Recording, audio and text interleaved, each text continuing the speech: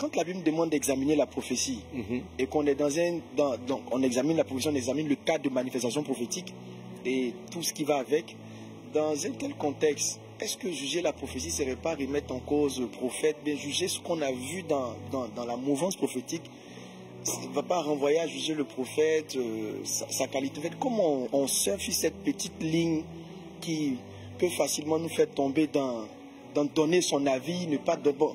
Tu as examiné ce que tu as vu, tu dis, tu gardes pour toi. En fait, si on doit examiner, on examine pourquoi finalement, puisqu'on ne doit pas donner l'avis. Oh, super question, super question. On va lire deux passages. Un passage pour 1 Thessaloniciens chapitre 5, verset 20 à 21. Et puis, passage Wadja, 1 Corinthiens chapitre 14, verset 29. 1 Thessaloniciens 5, 20 à 21. 1 Corinthiens 14, verset 29. 1 Thessaloniciens 5, verset 20 à 21.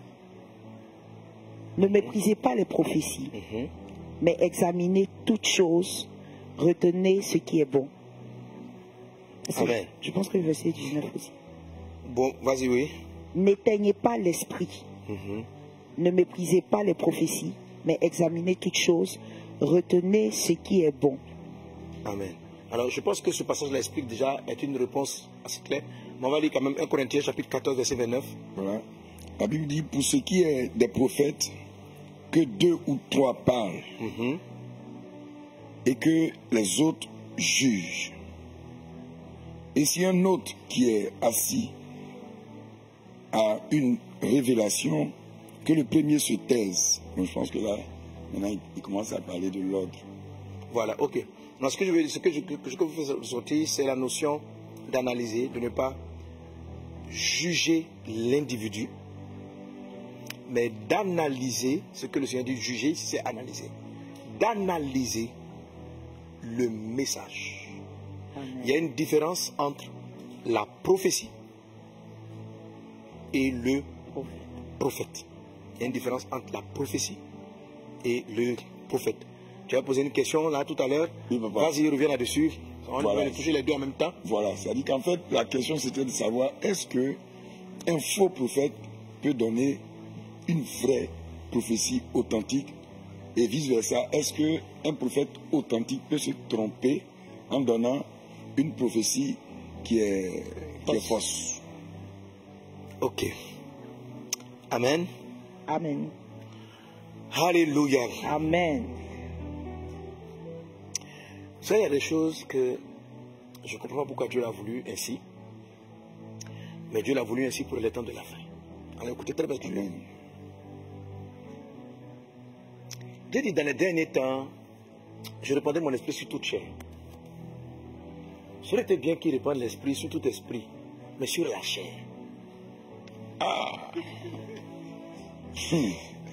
Donc, Amen. Amen. Wow. Je répandrai de mon esprit Sur la sur chair. toute chair. Toute chair. Mais donc, il dit dans les derniers temps. Ça veut dire que dans les temps d'avant, l'Esprit Saint de la prophétie venait saisir les esprits des gens. Mais nous, dans notre temps, c'est comme si l'Esprit vient composer Et la chair. avec la chair des hommes. Jésus de Nazareth. L'Esprit vient composer avec la chair. Non. Bah, j'ai lu ce verset-là, j'ai jamais fait Amen. attention. Donc, l'Esprit du Seigneur, dans les derniers temps, ça veut dire que si la chose est annoncée pour dire que c'est différent dans les premiers temps. Donc, nous sommes dans une saison où le discernement de la prophétie est indispensable. Parce qu'il est... Donc, du coup, Dieu répond ça sur toute chair. Et il nous faut prendre le temps d'examiner. D'abord, la première des choses, il dit, n'éteignez pas l'esprit par le mépris. Donc, on marche. Je dis à Dieu, quand j'ai commencé à comprendre, tu nous fais marcher sur... C'est toi et toi. Sur un fil. On est sur le fil. On peut basculer. Et ça vous remet constamment entre les mains de Dieu pour demander la miséricorde de Dieu. Amen. Amen. Amen. Amen. Alléluia. Parce que la porte peut voir, parce que dans l'Ancien Testament c'était différent. Mais dans le Nouveau Testament, c'est toutes les chairs qui ont un côté prophétique. Tous les modèles de chair. Tous les modèles de chair ont un côté prophétique. Voilà. Et il faut faire très attention, il faut prendre le temps. Mais maintenant, il ne faut pas basculer dans le mépris. Parce que si tu méprises la prophétie, 1 Thessaloniciens chapitre 5, tu vas éteindre. Tu vas dire, ah mon, quand on dit prophète, je n'écoute plus. Non. Dedans, là, il y a des choses qui sont du ciel. Amen. Et en le faisant, le travail que le Saint-Esprit est en train d'opérer dans ta vie, tu vas l'éteindre toi aussi. Donc, ne les méprise pas. Maintenant, il dit, mais si je ne méprise pas, ça veut dire que je dois tout prendre. Il dit, non, ne prends pas tout. Examine, tu vois. Ne méprisez pas les prophéties. Et puis on dit quoi? Mais examinez toutes choses. Donc, c'est-à-dire, je la prends. Et puis, j'en fais un examen. Wow. Je fais un examen. Alléluia. Amen. Le temps est arrivé, peut-être que mercredi prochain, j'expliquer comment on examine. Hey. Et c'est là, comment examiner sans mépriser. Comment examiner sans mépriser. Amen. Amen. Comment examiner sans mépriser. Un des aspects du mépris, c'est que toi-même, il faut être honnête que tu es susceptible. Il faut examiner sans mépriser nécessite l'humilité. De savoir que toi-même, là, tu peux te tromper. Ouais, il ne faut pas être là. Vous savez, je vois souvent quelquefois, tu vois des frères qui sont là. Moi, quand je prophétise, tout arrive. Frère, sois honnête. Amen. Sois honnête. Sois honnête. Ce que tu as dit, ce n'est pas arrivé clairement. C'est vrai. Soyez honnête. Pourquoi ce n'est pas arrivé clairement? Parce que l'esprit est venu sur la chair, frère. Et qu'à l'intérieur, il y a des voix que tu entends, c'est ta chair. Il y a des idées que tu entends, ce sont tes peurs. Il y a des trucs que tu entends, ce sont tes craintes. C'est pourquoi la personne qui m'appelle et puis qui m'entend me dit, j'ai vu par exemple qu'on t'arrête. Je sais que ça peut être comme la personne, il y a à l'intérieur. Donc qu'est-ce que je vais faire? Je ne vais pas dire, toi tes songes bizarres. Là. Non. Je vais recevoir et je vais commencer à faire le travail de l'examen en priant. Et j'examine généralement comment? D'abord, ce que tu m'as dit là, bon, j'ai plusieurs axes d'examen. Amen. Mais, donc le premier axe d'examen, donc il faut examiner, il faut juger. Est-ce qu'il a dit dans Apocalypse 1 Corinthiens 14, il faut juger. Il faut juger. Le jugement dont il est question, c'est l'examen. C'est l'examen de la chose. Checker. Et puis il dit, retenez ce qui est bon. Donc c'est-à-dire que dans la prophétie qui est donnée, il y a des choses qui sont utiles. Et je dois faire le tri. Il dit, examiner toutes choses. Donc, même les fausses, je dois les examiner et puis en retirer ce qui est bon. Je ne dois pas jeter tout. Je dois, attention.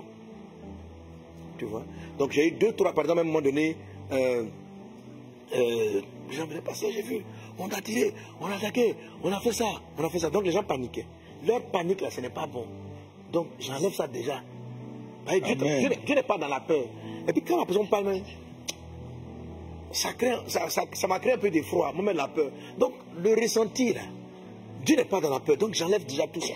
Je ne rejette pas tout. Et puis après, je commence à examiner et à mettre ça dans la prière. Mais est-ce qu'il y a un fond? Peut-être Dieu me dit, sois prudent, fais attention, parce que je suis conscient. Peut-être Dieu avec la maturité spirituelle, avec le temps, que des personnes reçoivent de vraies révélations. Mais quand ça transite par leur chair, leur peur, leurs doutes, leurs craintes, leur amour même pour toi intervient. Quelquefois, ce n'est pas parce qu'ils veulent raconter n'importe quoi. Quelquefois, c'est les émotions qu'ils éprouvent. Voilà. Alors, grandir dans le prophétique, c'est un des aspects qu'on va aborder cette saison, va te permettre de mieux en mieux de laisser prendre, pas là simplement ta chair, mais de laisser ton esprit monter jusqu'à prendre le dessus, entrer vraiment dans la dimension de l'épouse, jusqu'à prendre le dessus, puis à noyer la pression de la chair, d'où maintenant, par exemple, certains vont prophétiser, vont dire des choses pour avoir des vues, pour être appréciés, pour être ceci, pour être cela. Mais il faut prendre le temps d'examiner, et puis vous allez voir que quelquefois à l'intérieur, il y a des choses qui sont édifiantes, qui te font du bien, qui font grandir et qui orientent. La parole de Dieu est claire. Ne méprisez pas les prophéties, examinez. Retenez ce qui est bon. Retenez ce qui est bon, ça suppose qu'il y a des aspects qui ne sont pas bons à retenir. Amen. Donc, je ne vais pas retenir, par exemple, mais je vais traiter ça un peu plus en temps la prochaine fois, à cause du temps. il y a des choses que je vais te montrer un peu, c'est quoi, qu'est-ce que tu dois prendre et ne même pas rejeter. Donc, examine pourquoi l'apôtre Paul parle ainsi. Amen. Amen. Alors, tout chrétien a reçu le pouvoir du discernement. Je donne tantôt ta réponse qu'il y a la prophétie, à part la prophétie, et puis il y a le prophète. La Bible dit concernant les prophètes, on reconnaîtra un prophète à son fruit. À son fruit. Donc, pas à son message. Ok. Mais à son fruit. Okay. On reconnaît une prophétie à son message. Mais on reconnaît un prophète à son fruit. On reconnaît un prophète à son fruit. On reconnaît une prophétie au message. Au message. Ok? Au message. Amen. Amen. Alors, c'est quoi le fruit du prophète? Le fruit du prophète, c'est vrai, il y a le message qui fait partie du fruit du prophète, mais il y a la vie. Le fruit de l'esprit, c'est l'amour, c'est la paix, c'est la joie, c'est la bonté, ce sont des caractères que l'individu prophète va aller chercher. C'est pourquoi il est dit, en Matthieu chapitre 21, certains diront, j'ai guéri des malades dans ton nom, j'ai prophétisé en ton nom, mais Jésus dira, je ne vous ai jamais connu. Ça veut dire que ces faux prophètes-là ont annoncé des messages vrais, mais Jésus dit, je ne te connais pas. L'âne qui a prophétisé à Balaam, c'est un vrai prophète, c'est un faux prophète. Papa, il n'est même pas encore homme même. Donc, Dieu peut se servir de tout. Amen. Pour donner un message à quelqu'un. Ça, c'est le message. Amen. Dieu peut se servir de tout. Un âne, une pierre. Il dit, si vous taisez là, Dieu va prendre les pierres pour parler. Amen. Donc, tu peux être là, et puis la pierre commence à te prophétiser. Actuellement, beaucoup, Dieu me prophétise par les couleurs. Wow. Par les couleurs. Donc, quand je te regarde comme ça, je vois des couleurs. Je vois des couleurs. Donc, à ce moment-là, quand je bénissais les... En ce moment, quand il fait l'onction d'huile de bénédiction, là, je vois des couleurs. Donc, par exemple, il y a des gens, en fait, souvent, je ne dis pas à haute voix. Donc, je m'approche et puis je parle avec la personne à qui je pose les mains. L'onction d'huile. Donc, il y a au moins plusieurs personnes quand je suis arrivé. J'ai vu un trou rouge. J'ai vu du rouge. Et puis, j'ai vu un trou à l'intérieur. Donc, quand je vois ça, je vois que la personne est dans une détresse. Elle est en train de déprimer. Maintenant, je vais poser la question. Parce que la Bible dit que tout le monde, le passage, on a dit les prophètes ont examiné les temps, les circonstances là. Pour savoir quelle est la chose marquée par l'esprit. Attends, je vais dire ça, marqué.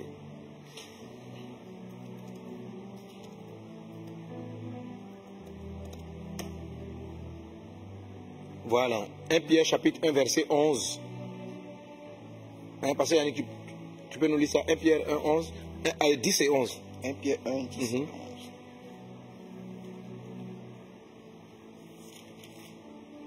1 Pierre 1, 10. Oui. Voilà. Bon, le texte à l'écran aussi, si tu trouves pas. Ok. Les prophètes qui ont prophétisé touchant la grâce. Les prophètes qui ont prophétisé touchant la grâce. Qui vous étaient réservés. Qui vous étaient réservés. Ont fait de ce salut l'objet de leur recherche. Ont fait de ce salut l'objet de leur recherche. Et de leur investigation. Et de leur investigation. Amen. Voulant sonder l'époque et les circonstances marquées par l'Esprit de Christ qui étaient en eux. Amen. Amen. Amen. Donc un travail du prophétique, c'est de sonder l'époque, donc le temps, les circonstances marquées par l'Esprit de Christ qui est en vous. Donc l'Esprit de Christ est en toi si tu es né de nouveau, si tu as donné ta vie à Jésus. Donc tu veux apprendre, tu vas prophétiser. Prophétiser sur la grâce, les prophètes dans l'Ancien Testament ont prophétisé sur une autre saison. Nous sommes dans la saison de la grâce. Ok? C'est la raison pour laquelle on vit ces choses. Et je vais le toucher quand je vais toucher. Parce qu'en fait, tout ce que vous voyez avec les faux prophètes, avec les vrais ou les faux, on va toucher la notion de la grâce. Et la grâce, c'est la faveur imméritée. Donc en fait, il y a des gens qui ne méritent pas certaines dimensions prophétiques, mais c'est la période de... C'est l'époque de la grâce en fait. Wow. C'est-à-dire qu'on va vous donner ce qu'on peut donner à des personnes, ce qu'ils ne méritent pas. Wow. Sinon, c'est quoi la saison de la grâce? La grâce, ce sont des faveurs imméritées. Alors, quelquefois, on la trouve tellement injuste. On dit, mais non, mais lui, là, il n'est pas assez pieux pour avoir. Mais ça, tu ne comprends pas la grâce. La grâce ne vient pas chez les pieux. Wow. La grâce ne vient pas chez les pieux. La grâce vient chez tout le monde. La grâce est donnée à tout le monde. Maintenant, certains la saisissent et deviennent développent leur piété, d'autres ne la saisissent pas.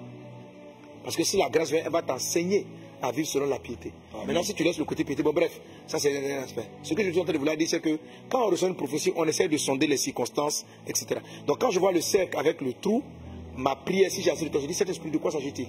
Alors, ça peut vouloir dire, c'est un événement qui est passé. C'est-à-dire, c'est une personne qui est en face de toi, qui est déprimée, qui est dépressive. Donc je vois le rouge avec le trou à l'intérieur, elle est dépressive. Cet esprit, que dois-je faire? Il dit, bénis-la, prophétise des grâces, la force, le soutien. Puis, je vais commencer ainsi par Dieu. Cette année, Dieu te donne la paix. Voilà. Là, c'est mon ministère d'intercesseur. Donc, Dieu te donne la paix. Je vais commencer donc à annoncer le dessein de Dieu. Amen. Le dessein de Dieu. Donc, je te conseille vivement de ne pas manquer les sessions de prière, de notre temps de jeûne, de 12 jours. Donc, ce soir encore, je vais prier. On va communiquer la vie. Alléluia. Communiquer la vie, prier pour des personnes, etc. Amen. Et puis, voilà. Donc, on va aller là-dessus. Est-ce qu'on est ensemble? Donc, je vois, moi, je vois des couleurs. Dans ce je me demande, tu vois quoi? Moi-même, il n'y a pas une petite couleur quelque part pour moi. Couleur dorée. Chacun vient pour que je le vois. Et nous qui sommes tout près là. Mais je vois. Ah, d'accord. Mais en fait, donc, je suis arrivé à un point où je vois tellement de couleurs que je comprends que c'est pas que... Vous savez, quand vous êtes dans l'esprit, quand vous voyez... Vous n'êtes pas obligé de tout dire en fait, parce que c'est que quand ton esprit est dans une saison prophétique, en fait, tu vois beaucoup de choses. Donc en fait, tu demandes à Dieu, qu'est-ce qui est utile que je dise, qu'est-ce qui n'est pas prioritaire, qu'est-ce que... Voilà, tout ça fait partie de la zone de juger le prophétique, d'examiner et de retenir ce qui est bon. Voilà, donc quand on dit d'examiner la prophétie, ce n'est pas examiner seulement ce que tu vas dire, c'est examiner aussi la façon dont tu la reçois, de faire l'examen, puis de retirer ce qui est utile pour le moment. Voilà. Amen. Si tu vois que tu vois une prophétie, il va avoir une destruction. Est-ce que ça va te faire plus de bien? En fait, tu examines. Et puis tu trouves. Voilà. Souvent, par exemple, il y a des prophéties quand vous recevez, quand tu as fini de faire l'examen à ton niveau, ce n'est pas de retirer ce que tu te dis, mais de te mettre devant la face de Dieu pour dire, papa, j'ai reçu ça. Comment je le dis? Comment tu veux que je l'annonce? Voilà. Quelquefois, vous n'avez même pas le choix. Hein. L'esprit tombe sur vous. Là, l'esprit n'est pas venu sur votre chair, il a saisi votre esprit passe, et puis vous ne vous contrôlez pas, mais vous libérez la parole comme quelqu'un. D'autres fois, vous sentez l'information arriver, surtout les songes et les visions, vous devez gérer la manière dont vous allez le dire vous-même. Donc il faut prendre le temps d'examiner, d'analyser, et puis de prier, et de dire, Seigneur, comment tu veux que je le dise? Voilà. Souvent, ça me va de dire à quelques prophètes aussi, souvent des prophéties très dures, difficile à saisir, parce qu'on peut prophétiser, j'avais déjà dit, on ne peut pas prophétiser le malheur. Un prophète prophétise le malheur. Un prophète prophétise de bonnes choses, mais il peut dire du malheur. Il annonce le malheur. Jonas a annoncé la destruction de Ninive. C'est du prophétique. Jésus a dit, Jérusalem, tu seras détruite. Voilà. C'est Jésus même qui a parlé. La prophétie, ce n'est pas un homme. Donc il a annoncé un malheur sur Jérusalem. Il n'a pas dit, voilà. Ça, c'était arrêté. Non, c'était un décret. Il a annoncé un décret.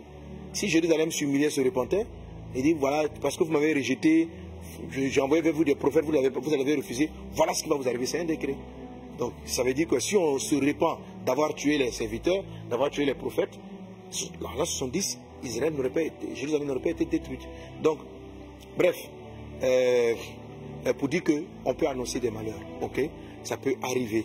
Hein, mais maintenant, il y a l'intercesseur et puis il y a le prophète. Donc, nous, généralement, quand tu vas voir le malheur, rapidement, tu vas chercher Dieu pour te demander, mais qu'est-ce qu'on peut faire pour l'éviter? Donc, Dieu va te dire, par exemple, prêche la repentance. Donc, tu vas maintenant, ça va orienter tes trucs. Et puis, quand tu sais le dessin, bon, ça va jouer. Bref, que Dieu vous bénisse abondamment. Amen. Amen. Il y avait beaucoup de questions, on n'a pas répondu à tout. Donc, est-ce qu'un vrai prophète peut dire des choses qui ne sont pas vraies? Oui. Oui, s'il le dit selon sa chair, s'il le dit avec ses émotions, voilà. Est-ce que le fait d'avoir l'esprit de la prophétie, ça va faire que tu ne vas jamais parler selon ta chair? C'est pas vrai. Ça va faire que tu ne vas jamais parler selon ton âme? C'est pas vrai. Voilà. Est-ce qu'un docteur, les enseignants, ils enseignent par l'esprit de Dieu? Est-ce qu'un vrai enseignant de la parole de Dieu peut enseigner une hérésie? Oui. Plus tard, l'esprit peut le saisir et puis il va se rendre compte. Donc, les enseignants, ce n'est pas par votre chef que vous enseignez, c'est le Saint-Esprit qui vous pousse à enseigner. Le pasteur, c'est par le Saint-Esprit que tu paies les brebis. est-ce qu'un pasteur peut avoir un mauvais comportement envers une brebis, peut abandonner une brebis qu'il aurait l'Esprit Saint de le pousser à aller la servir? Oui, un pasteur peut le faire. Donc est-ce qu'un prophète qui est censé être conduit, un vrai prophète qui est censé être conduit par l'Esprit de Dieu, peut dire quelque chose? Oui. Mais si c'est un vrai prophète, la personne, il va se repentir. Quand il va se rendre compte de l'erreur, il va demander à Dieu pardon, et il va prendre du recul. Voilà, c'est pourquoi soyez revêtus de beaucoup d'humilité quand vous êtes sur le ministère prophétique. Amen. Évitez que les gens vous défient, voilà, de vous sentir trop dangereux. Voilà. Et ça donne l'orgueil. Hein. Ça donne l'orgueil, il faut faire attention. Amen. Amen. Mais quand tu prophétises, il faut prophétiser. Bon, ce sont les choses sur lesquelles je vais revenir. Alors pour terminer cette session, je vous ai dit que je partageais ces choses avec vous pour nous donner de savoir reconnaître, analyser et ne pas mépriser les prophéties, de reconnaître, de faire le tri, d'analyser et puis de plier pour votre année parce que Dieu s'apprête à faire des choses impressionnantes avec toi. Les desseins de Dieu pour toi sont des projets favorables. Amen. Amen. Je vais te bénir dans le nom de Jésus. Je vais déclarer, dans quel que soit l'endroit où tu es, tu vas lever la main et attends-toi à recevoir la santé, la guérison, la faveur. Attends-toi à ce que ton don prophétique s'accentue. Attends-toi à ce que la sagesse du discernement de l'esprit pour pouvoir reconnaître ce qui est bon et puis garder ce qui est bon soit augmenté dans ta vie. Voilà. Et puis à décoder, attends-toi après la prière à ce que le Saint-Esprit t'accorde la grâce de décoder. Tout ce dont j'ai parlé, ce n'est pas de manière intelligente et intellectuelle que vous allez les saisir. C'est par la grâce et par la puissance du Saint-Esprit qui est déversée en ce moment. Dieu t'accorde le don de discernement. Dieu t'accorde la capacité d'examiner. Dieu t'accorde la sagesse de ne pas mépriser. Amen. Voilà.